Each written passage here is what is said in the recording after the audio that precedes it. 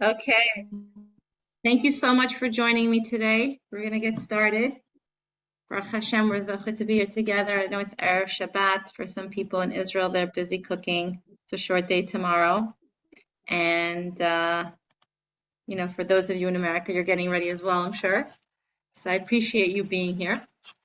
I just wanted to share some thoughts because we usually give my shiur a little earlier in the week, but it didn't happen. And I really, really wanted to share some nice ideas that, on the Parashat. And I called this shiur facing challenges with Tefila, laughter, and crying. We're going to talk about that a little bit today. I was just today at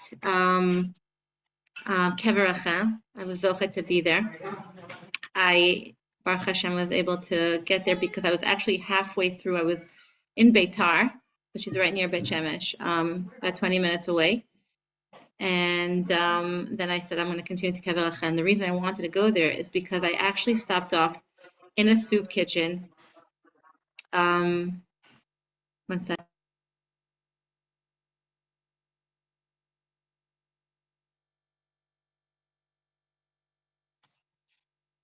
So I was in a soup kitchen, and it was incredible. It was an incredible soup kitchen. I went there last week at Motzei Shabbat for the Hilula of Rachel Imenu. And this soup kitchen in Beitar is called Or Rachel. Incredible, incredible. Like this small kitchen that this woman built up with her mother and her sisters, and then just a few volunteers. And what they do there is they feed hundreds of families every single day, giving them food. Those who are poor, those who are needy, children who are who have single parents or homebound parents, women who just gave birth, not able to have, ready cooked meals. So they provide meals for another organization that also helps these women. Incredible. It's just incredible what this woman is doing. And all with such love, making gourmet food. It's not just like food thrown into the oven. You have to see today they were making stuffed grape leaves and eggplant, rolled up eggplant with meat. I'm like, whoa, like gourmet stuff. They also make like what kids like to eat as well, like schnitzel and pasta and things like that. They try to cater to the crowd basically. But it's really amazing that she lives up Lo Pi Derech HaTeva, this woman. Her name is Efrat, and she just lives with donations that people give her. Like every week, she says the fridge is empty, and then she waits for the next shipment to come, or she waits for somebody to donate. And I was just like, "You're kidding me?" She's like, "You don't have like a supply?" She said, "No." So I'm turning to you because I Baruch Hashem have a lot of ladies here who do tremendous amount of chesed in the world. And I want to just ask you if you can give from your heart, whatever you can give. And if you're living in the States, I would love to form like ambassadors that are going to go out there and try to fundraise in some way with their friends, maybe local, package party or making a Chinese auction or getting donations from, women of your shul and just making like a small gathering and trying to really, put our minds together to be able to help. This is the anim of Eretz Yisrael. What a zchut it is to be able to live here and to be able to, to benefit from the amazing bracha and shefa that we have that we have here in Eretz Yisrael. But there are so many people that are lacking and that need, and we have to try to provide for that need because we are, Amecha, Mikamcha Yisrael, we're all united. And this woman says that she goes to Ima Rachel. That it all started with her going to Ima Rachel. She told me a story. She wanted to make fish. She didn't have enough money for fish because fish is expensive here in Israel. But she wanted to make fish. There was a time they were making food even for Shabbat for these families. Now it's a little bit too much for them. They're not able to do that. So they make weekday. But at that time she was making for Shabbat and she wanted to make fish. And she said she went to Ima Rachel. She said they tried to get actually from different suppliers. They tried to get, and everybody turned them away and, basically embarrassed them. They felt so, such bizyonot. And so they said, no, this can't be. We have to go and pray. And they went to Ima Rachel Imenu, and they prayed. And her another lady who were trying to get donations.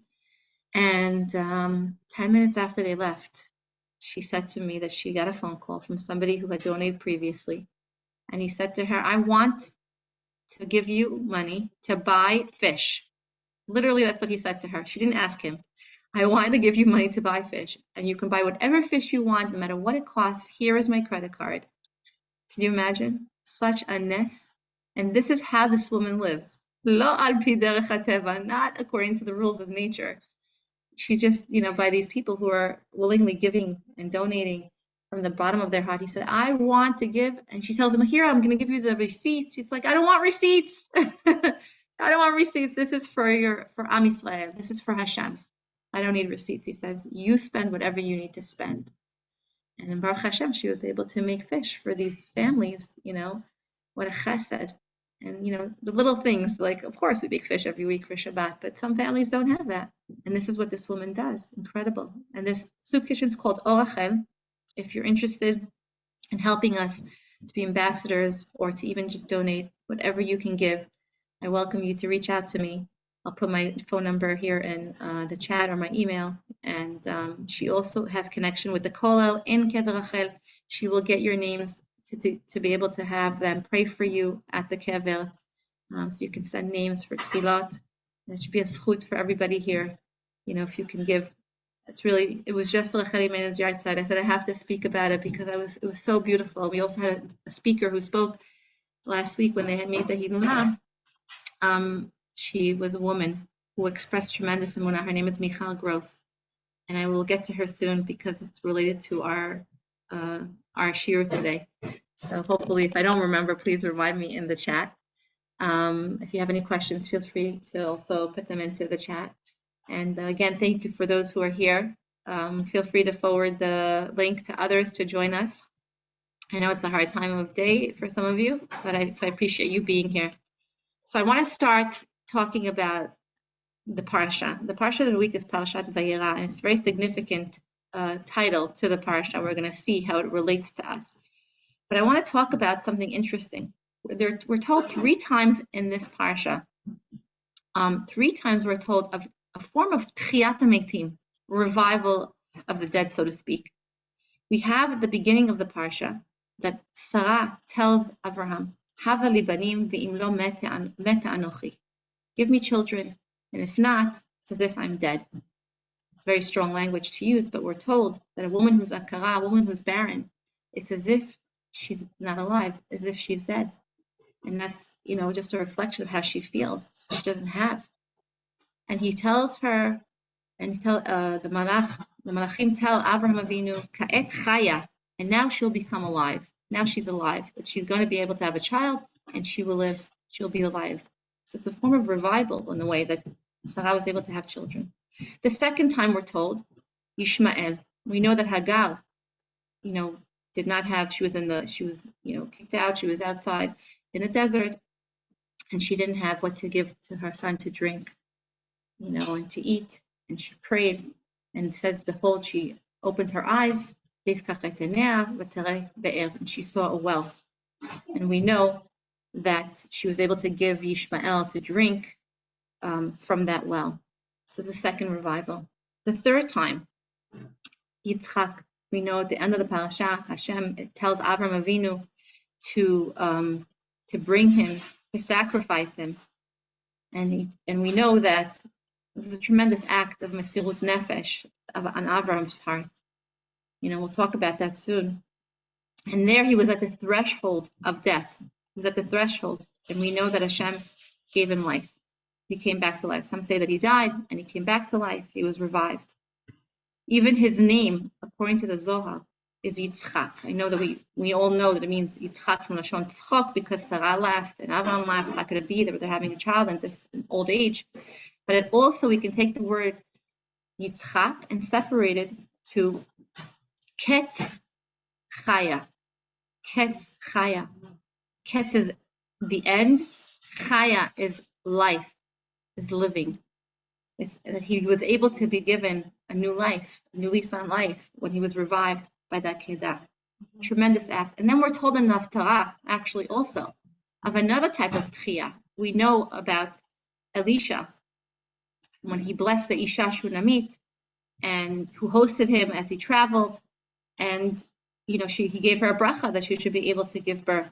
And when he returned years later, it says that the child was dying. The child was sick, and he died. And Elisha gave him life again. Another form of tchiyah, another form of revival. Now, how could this be? How could it be that somebody who's no longer alive is given life, this life force? So I want to talk about something that we might have heard before. This concept of en mazal b'Yisrael. There's no, we're not predetermined. Our fate is not predetermined by mazal. Our fortune and our destiny can change at any given time. And even when we look at the word teva, teva is nature. Teva is like the word matbea. Matbea is a coin, right? What is the connection of a coin to teva, to nature? The teva is an imprint. It's an imprint of Hashem. And how Hashem manifests himself in the world. And we see in a coin, there's two sides, right? On one side, there's something, and then you flip it, right? And on the other side, there's something. And sometimes you say, on the flip of a coin, your mazel can change, right? This is the inyan of the word teva and matbea, right? Which is an imprint. And it's amazing. It's interesting to hear.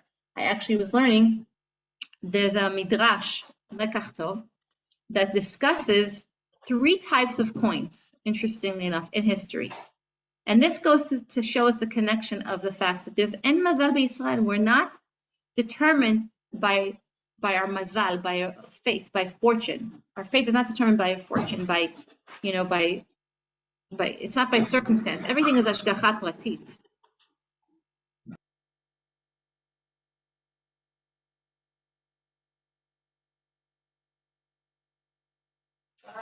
I'm sorry.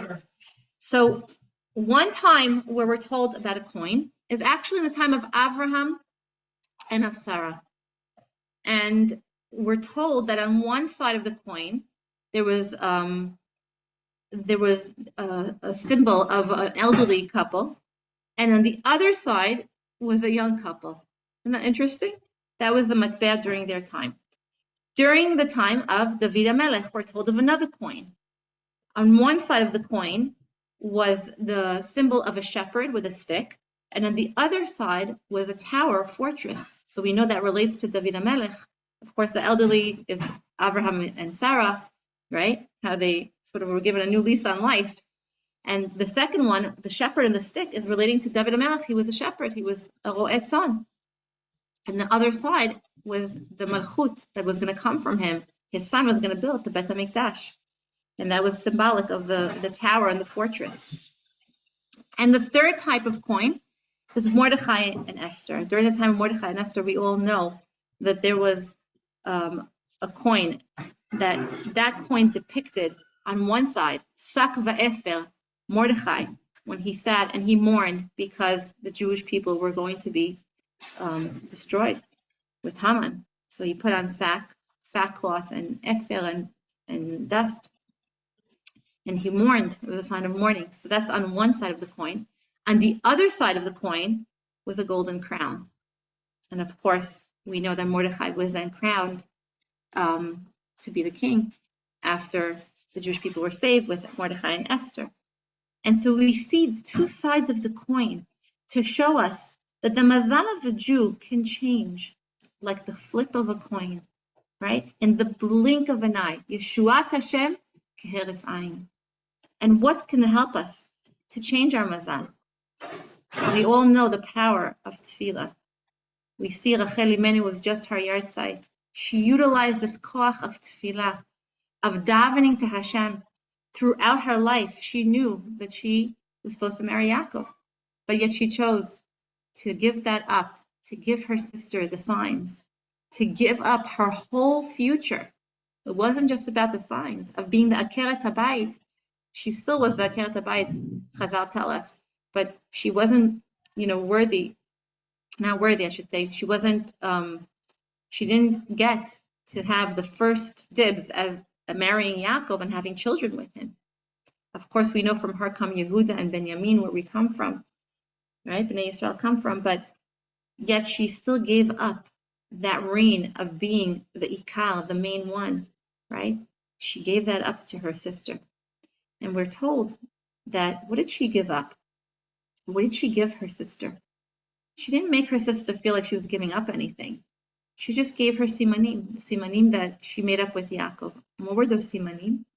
Those simanim were actually the halachot that a woman has to keep. That's what she made up with Yaakov. And it spells out the letters Chana, which is Chala. Tonight there's big gatherings of a Parashat Chala. This is the weekend of the Shabbat project. It was my dream to make a big Parashat Chala gathering. It didn't happen, but Bezrat Hashem we'll have another gathering. So I said, at least I'll give a shiur. But this week is many people are inviting people for Shabbat. They're having major gatherings of baking chalot because it's one of the main mitzvot of a woman. This is representative of a woman. She brings the home, the nourishment to the home.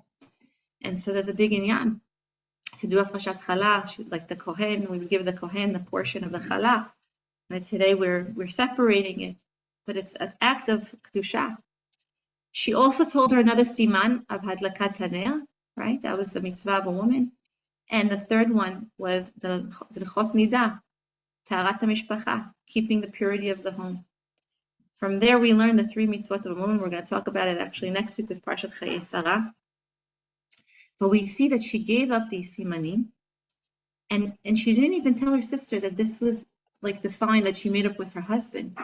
She just, gave it to her, just explaining it to her. These are the chot of women. She should know the simanim. And she made it so natural to give up so much. And we know that Rachel, throughout her life, was not so simple, but she was zoche to so much schar. Hashem tells her, "Mini kolech mi bechi ve'enayich mi dima." When the Midrash tells us about Rachel, she didn't stop crying. She didn't stop.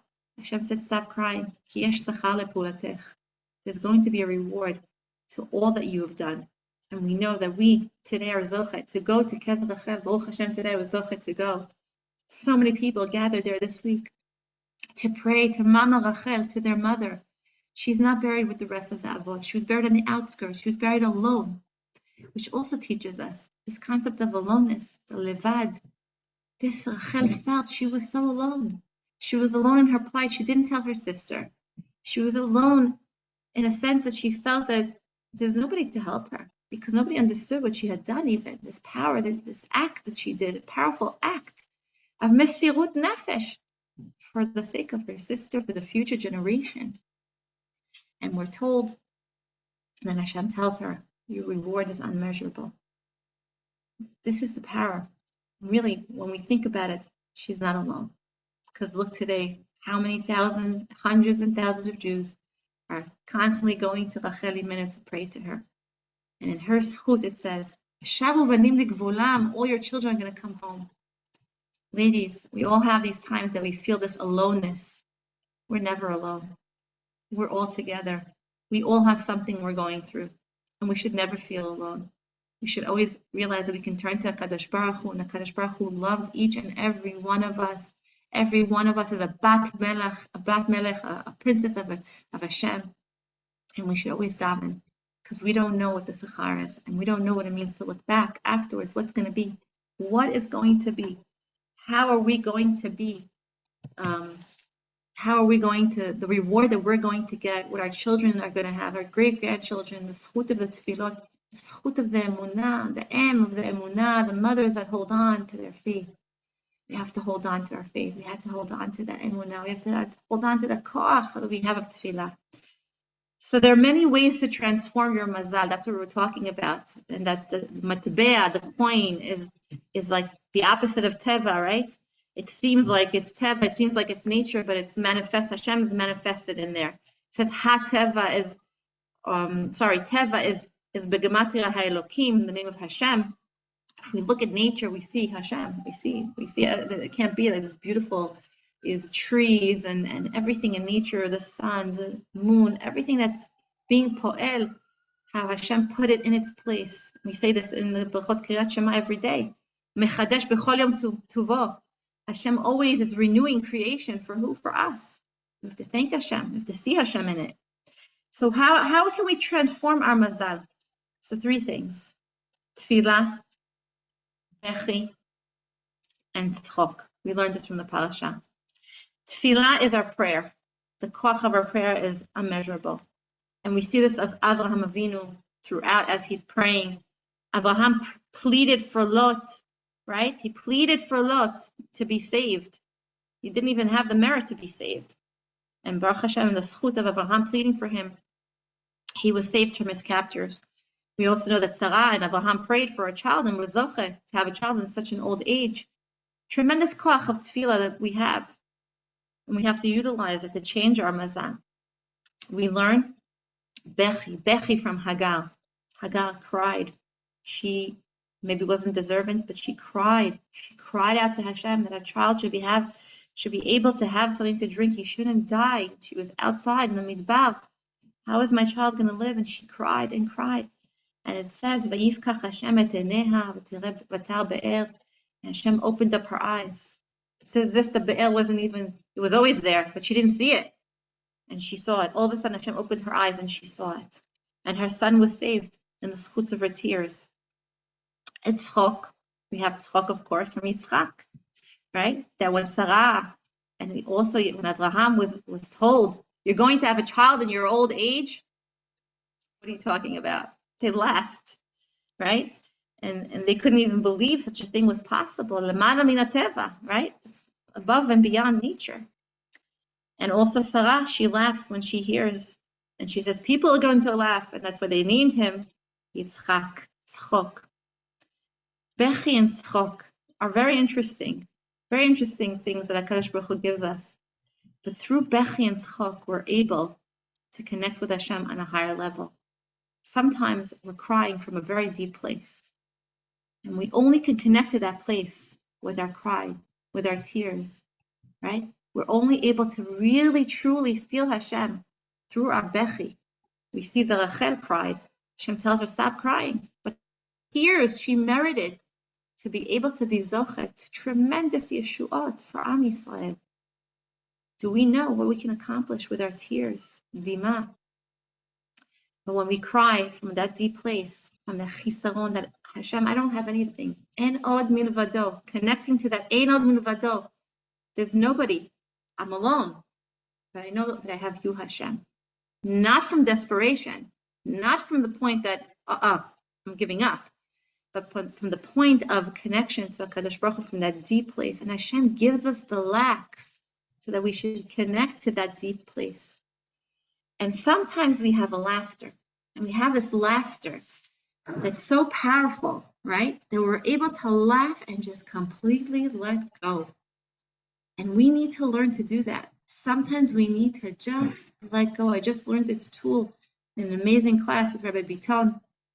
See my friend Naomi Batya is here, right? This power of just letting go, and you can let go and laugh it off. Like just laugh and realize that release of relinquishing our control, of recognizing that ain't all milvado, because like it doesn't make sense. Like you're laughing, it's like it doesn't make sense. I have to just let it go.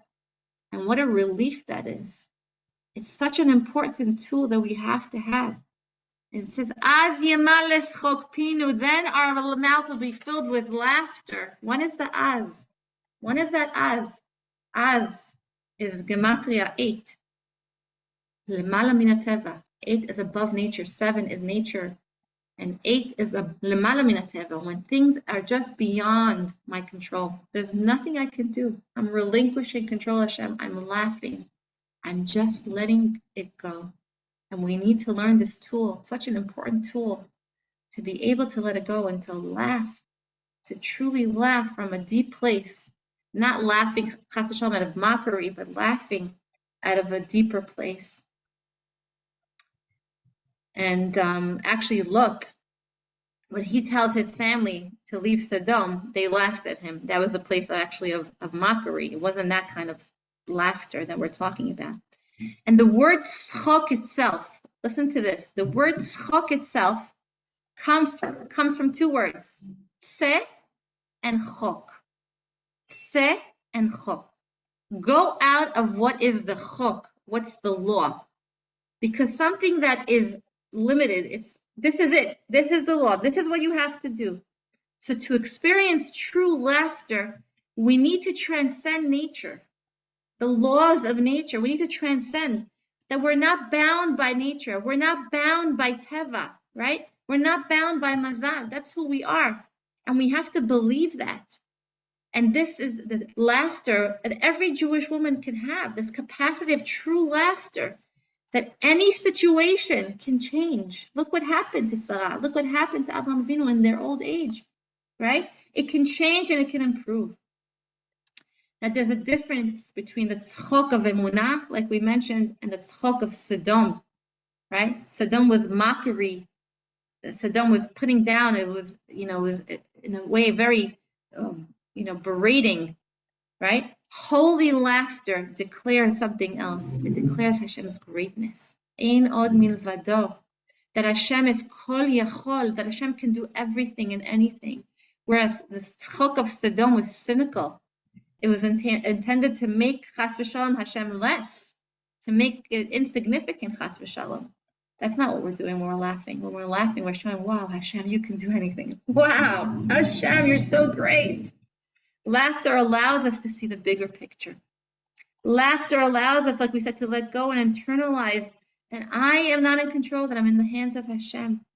And we as women can transform our homes to this place of laughter, of simcha, of tzchok, bringing kedusha, bringing simcha to everything in our home. Simcha has such a high level to be able to reach in our emunah, in our faith. When we're joyous, there's an infinite of possibilities to be able to happen when we realize that we're in the hands of Hashem. We're not in our own control. It's not about me. It's what you, Hashem, can do. You, Hashem, can do anything. So let's laugh. Let's laugh from a place of tzchok, of simcha, of not being bound by the laws of nature, right? That we, Baruch Hashem, are here to be able to tell the tale. Look at us. It was just a commemoration of Kristallnacht. Look what happened. Look what happened. Look how they were mocking us and they destroyed us. And look, today we're laughing. We're laughing at them. But Baruch Hashem, we're here to tell the tale. Am Yisrael Chai, right? And we're in Eretz Yisrael. We have our own Medina. We have our own country. Bezrat Hashem, it should be run by Torah and mitzvot. Bezrat Hashem. And look what happened at the elections. We could also laugh, Baruch Hashem, that Hashem is running the world. That it's not about us running it. We revive this laughter, this tzechok, that when things are challenging for us, when things are difficult, how do we learn to have this holy type of laughter? How do we believe that there's going to be something miraculous that can happen? So when we women, Volby says this, when we're productive, we accomplish a lot. We're capable of doing so much, right? What happens when you're feeling good? What happens when you're in a happy state of mind? Your house could get clean in under a half hour, right? It's like zoom, zoom, zoom. When you're productive, one thing flows after another thing. We're able to accomplish, we're able to perform because we're in a state of simcha. We're in a state of happiness. And Rav Volby tells us, we learned this here from the Parsha, that Avram tells Sarah something good was about to happen. Go bake some cakes. Go make cakes. We're about to have guests, right? Mahari lushi v'asiugot. Go and make cakes. And then the Melachim come and they say, where's Sarah? Hine ba'ohel. She's in the tent. What's she doing in the tent? It says Sarah was ashamed a little bit of being in Akara, being, not having children, not having who to give to. She stayed indoors. She wanted to be, she was also a tznuah, we're told from here, but she was a little so embarrassed. So Abraham told her, go be productive. Go do something. Don't go into that sadness. Don't go into this place of sorrow and of pain. Feel simcha. Feel that energy and be productive. Bake some cakes, do something. And then they had a zchut of doing chesed. They welcomed the guests, right? And this sense of accomplishment, we're able to accomplish so much. We're able to do so much. It gives us energy. So when you're feeling down, go do something. Do something, bake, cook. Do an act of chesed, and it's going to help you to bring on more simcha. And Rav Volby says that when women bake chalot, they also bring this positive koach into the home. They become happy. because they're creating something, right? Bread is a form of yetzirah. It's like something that you're creating. It's like taking different products, putting it together, and feeding your kids from it, feeding your guests from it. Tremendous. Today there's, I think when they first started the Shabbat project in South Africa, they had 8,000 women who gathered together, I think it was, to join together in Aflashat Chala. Tremendous. How women want to be involved in doing this. And what yeshuot can come when we do Aflashat Chala, even when we don't join 8,000 women, when we're in our kitchen, when we're building, we're cooking, we're baking, we're forming. We're helping Klal Yisrael, because when we're making that challah, we're infusing it with tefillot. We're infusing it with tremendous kochot. It's not going to be nourishing only physically, but spiritually, it's able to nurture and spiritually feed our families and our homes. And we are like the bread. We're compared to challah. Why? Because no matter what, we're going to rise to the challenge. Right? The bread, when you put the yeast in and when you put the kochot into it, you bake it, but it rises, it has to rise. Us as women, Jewish women, we have the ability to rise like the yeast in the bread with our emunah, with our strength of the koach of faith, of believing the ein od milvado, that one day we're going to really laugh, right? One day we're going to have that tzchok pina, be able to look back and look at all those tefillot that we uttered, that we wished for, and we thought we didn't have, and we'll see, wow, look today at that child that we thought wasn't going to be able to be successful. Look today at my husband. Look what he's doing and accomplishing. Maybe I thought he wasn't going to be doing this, doing that, and look today, Baruch Hashem, how successful he is. And the zchut of your tefillot. It's your tefillot. Don't underestimate them. Sometimes, though, we fall into this rut. We have challenges. It's not easy. We have to be honest with ourselves. It weighs heavy on us. And it's hard to laugh. It's hard to laugh. But it depends on our perspective, depends how we look at things. So let's talk about perspective. It says, this parasha is called Vayera. Hashem appeared to Avraham at the beginning, right after his Brit Milah. He comes to visit him.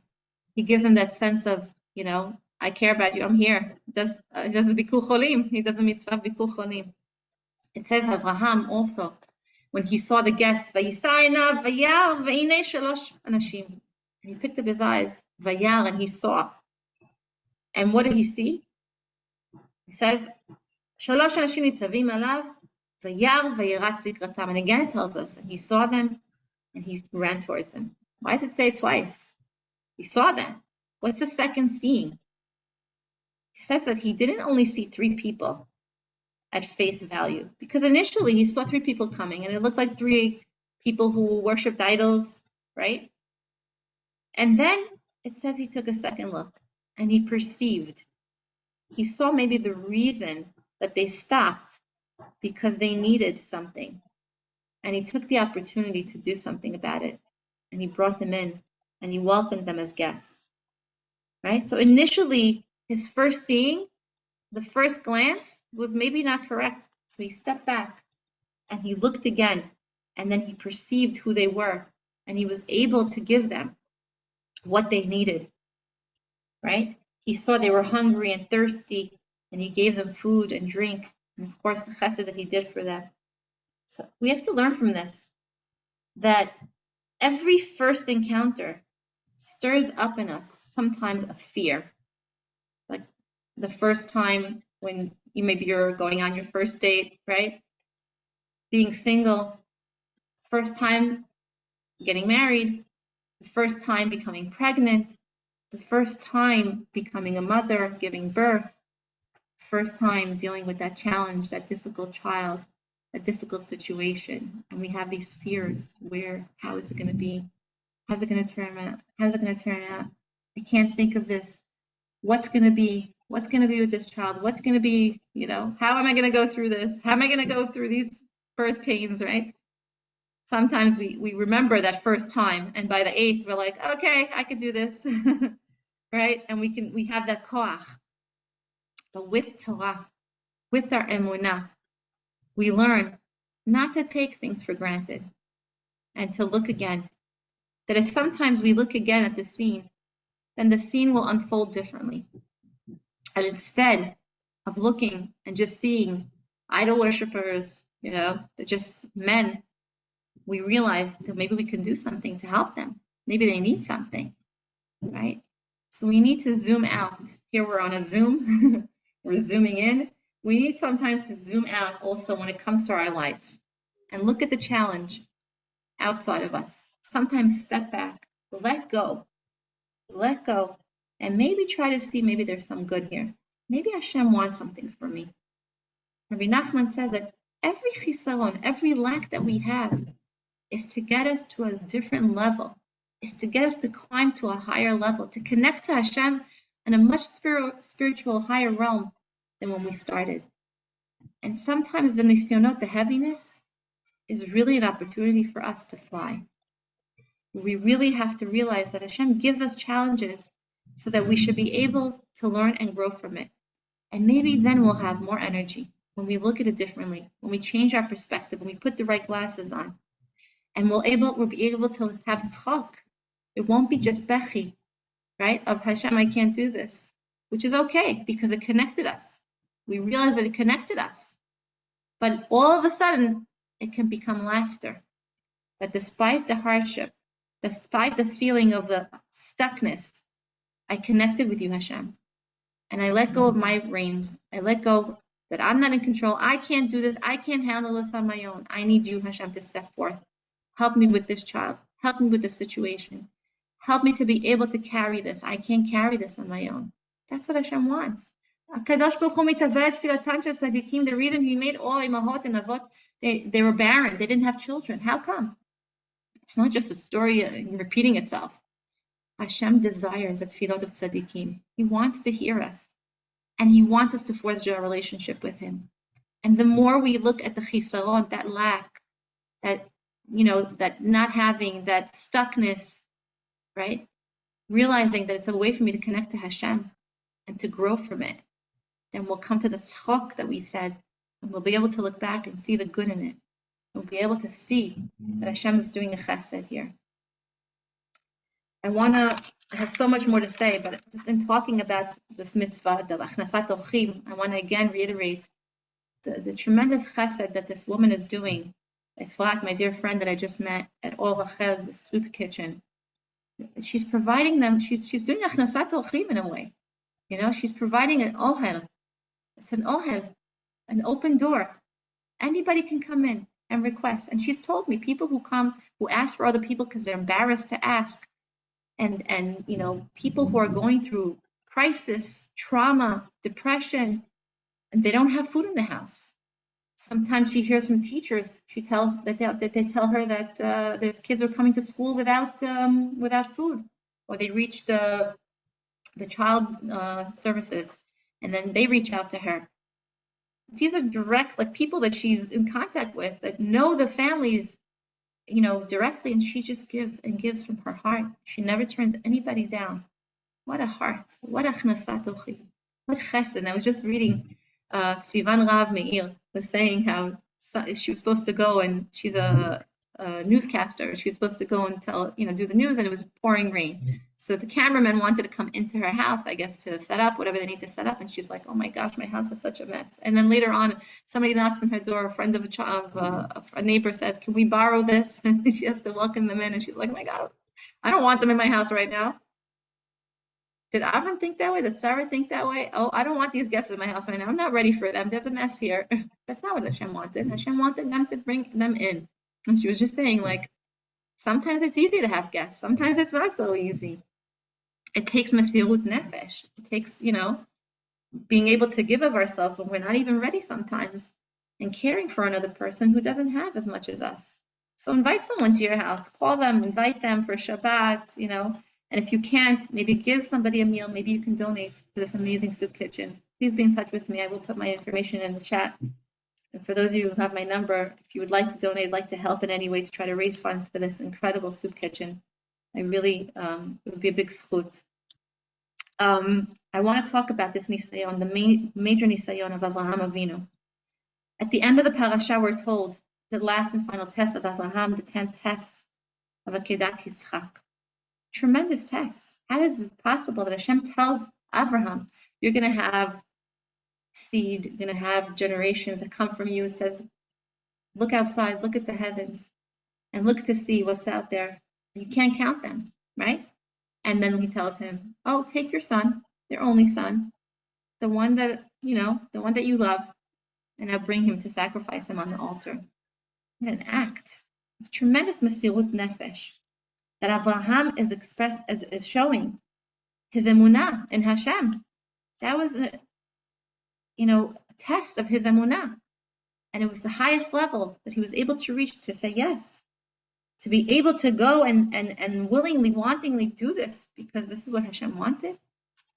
So why? Because we said Abraham was able to take a step back, right? He was able to take a second look, and it was not about himself. It was the will of Hashem. Rabbi Nachman tells us that it wasn't difficult for Abraham to accept this. It says by Yitzchak, when Hashem promises Abraham, "Ki b'Yitzchak yikara lecha zera, ko yiyeh zarecha," he uses the word ko, that he was promised by Hashem that Yitzchak will have many offspring that come from him. How will it be fulfilled? Ko, so shall be, so many, you can count them. And then it says later on that he told Eliezer to stay there. It says, Ani va'anar nelech, and I and the son will go, ad ko, me and Yitzchak will go.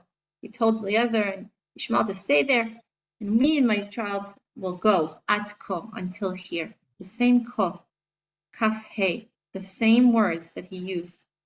This was the zenith of faithfulness that Abraham expressed, that even if he didn't understand the ways of Hashem, Rabbi Nachman brings, actually it's Rabbi Natan, it says, it wasn't a she'elah. Abraham didn't have a test of not listening to Hashem. Hashem comes, talks to you in the ear and tells you, this is what you got to do. You do it. He had this tremendous koach of emunah. What was it? Vayisa et einav vayar et hamakom mirachok. It says he lifted up his eyes and he saw the place from far. That the challenge of a faith is to step back. This is the challenge, to be able to take a step back and observe the scene from a distance. That really all our Nevi'im, when they use the Lashon, this Lashon of Ko, right? Ko Amar Hashem, that was used several times, right? So Hashem said. Only Moshe Rabbeinu didn't use it, he used this word, Zeh. He pointed, Zeh hadavar. Only this is the matter, he says to the generation. Zeh shows clarity of vision. That he was so close to Hashem, he was able to see things at face value and understand what he had to do by pointing the finger, Zeh. But we have to learn to take a step back and to see it from a different perspective. And this requires emunah, because only Hashem sees the end result. It's like patchwork. It's like when we take a beautiful needle point, right? You look at it, it's a gorgeous picture, beautiful trees and flowers and grass. But if you turn it around, it's all mixed up and knotted and different colors mixed together. It doesn't look like anything. It looks like mishkababel. That's what we see in this world. But Hashem sees the other side. We have to try to recognize and realize there's another side. There's a different perspective that we can have. We have to step back. And when we take this into account, that there's a bigger picture here. And we could say, Hashem, you're doing good. Thank you, Hashem. We can thank Hashem. We can see that there's good in here. Even when a person dies, say, Baruch Dayana Emet. But after 120 years, we're going to say, Atov HaMeitiv. How can we say Atov HaMeitiv? That Hashem is all good when we have somebody missing. Because we'll understand the bigger picture. And we'll know what the purpose and the meaning was. And with this, I want to end with a story that I heard last week. A woman of tremendous koach, tremendous emunah. Michal Gross. If you remember, a number of years ago, I think it was about 8 years ago, that there was a story of a woman who had an exterminator come to her house, and he put some sort of extermination in a room, and it ended up being poisonous to the point that her and her family were in danger and ended up in the hospital. Unfortunately, she lost two of her children. It affected them very quickly because what it did was it went straight to the muscles and to, the muscle that controls our whole body is the heart. And the youngest kids got affected first, and they realized it, and they were able to help the two older ones. And Baruch Hashem, her sons were saved, but her two daughters, unfortunately, she lost. And she spoke about her story last week when I went to the Hilula for Rachel Imenu, and she spoke with such emunah, such simcha was on her face. She was smiling and explaining to us how we need to hold on to emunah, how we don't see the whole picture, and how she learned this. And the nisayon that Hashem gave her, she doesn't wish it upon anyone, and she knew. She said, how can she have the kochot? Everybody asked her, how did you go through that? How are you able to stand that? She went to a levaya, and then she ended up going to the emergency room. And then at night she would go and sit shiva for her two little ones. La'aleinu. We shouldn't know from this. She says, I don't know how I went through it, but I know that Hashem gave me the kelim, the tools to be able to go through it. Because when Hashem gives us a test, He gives us the wherewithal to pass that test. You have to believe that. Whatever you're going through, whatever challenge you're carrying, HaKadosh Baruch Hu is with you.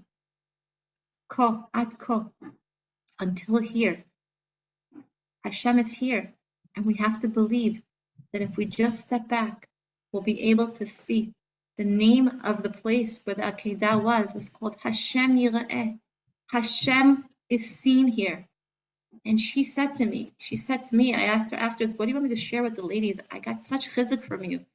I got such koch from you. I'm so strengthened by everything you've said here tonight. I look at you and you're a woman, you're smiling and you're doing simcha and ahava and emunah to all of us. And yet you went through such pain. Baruch Hashem today, she has 4 other children. She merited to have 4 other children born to her. Baruch Hashem, they should be healthy and well. She said, tell the ladies that they have to believe in their tefila. The koach of prayer. That's what kept her going. She said people were praying for my children, and that's what kept them alive. She said people called her from Brazil, from Mexico, from America, from all around the world. So we're praying for your children. And she believed that, and even the doctors who were not from said to her and said on the news, please pray for these kids. Your tefillot are what's keeping them alive. Could you imagine? And she's in our tefillot. And in the hashgacha pratit, that everything that happens to me for a reason. And Hashem gives us the koach to go through that struggle, to go through the pain, and to be able to withstand it. And we have these kochot from Avraham, Yitzchak, Yaakov, Sarah, Rivka, Rachel, and Leah. And we have these kochot in us, and we have to believe, no matter what it is that we're going through.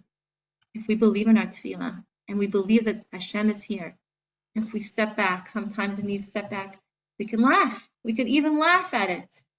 Of course, we're crying. Crying comes easy. But let's all let go and let God. Let's let Hashem control it and see that Hashem does good and wants good. He loves us. He cares for us. There's so much that we're going through. Let's connect with our emunah, with our ahava, with our simcha. And let's believe that Hashem is going to bring the Yeshua for all of us, individually and together, for all Am Yisrael. May we be zoche to the true Geula, b'mhira b'yameinu. We merit to see Mashiach Tzidkenu when we'll be filled with laughter, and we'll be able to look back and say, now I get it. And we'll smile, and we'll laugh, and we'll rejoice. Thank you, Hashem. Let's be in gratitude. Thank you today for sharing. May we zoche to the Geula Shlema b'mhira b'yameinu. Karov. Amen. Thank you so much, ladies. I wish you a wonderful Shabbat. May you be zoche to see always the Yad Hashem in your life, and hold on to that emunah. and hold on to your tefillah. Keep praying. You don't know which tefillah is going to open that door. Thank you so much. Have a wonderful Shabbat. And I'm going to put my phone number here in the chat. Feel free to contact me if you also are interested. I'm a life coach. I can help in anything, in any way you want to talk and share and be able to transform your life. Baruch Hashem, I've gained a lot of tools. I would love to share them with you. Feel free to reach out to me. This is my phone number. I'm actually going to put the area codes so you have it for those of you out there in the States. Maybe I'll say it out loud. Also, my email is kmillercoaching@gmail.com.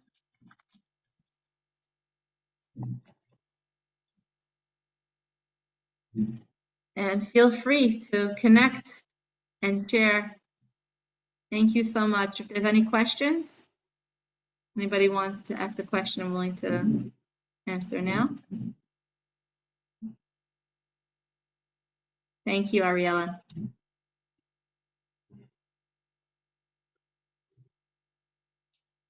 Okay, have a wonderful night, ladies. Shabbat shalom. Maybe a Shabbat of tzchok, of laughter, Bezrat Hashem, and simcha for everybody. Amen. Thank you. Thank you.